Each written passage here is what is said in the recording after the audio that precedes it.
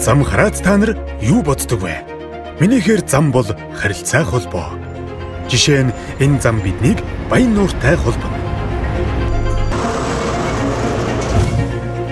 Хурдцтай хөгжил, дэвшилт технологи, шинэ зууны бүтээн байгуулалт. Энэ бүхэн өнөөгийн баян нуурыг илтгэнэ. Харин та нар баян нуурыг хэр сайн мэдэх вэ? Аюулгүй аймгийн баян нуур сум уу? Болгонд бас баян нуур сум гэж үт юм уу? За тэгвэл тэр тухай дараа ярилцъя. Харин одоо баян нуур хотоор хамтдаа илбэл ямар вэ? Бүгд 8 дахь хятад ард улсын умард хязгаар.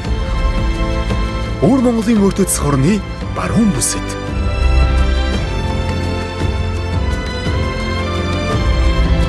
Хятадын хамгийн эрүүл органик хүнс. Инновацийн гол дуу.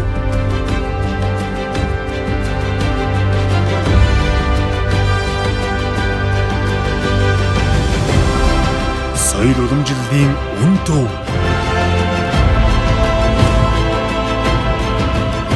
Хурдцтай хөгжиж буй метрополитен хот.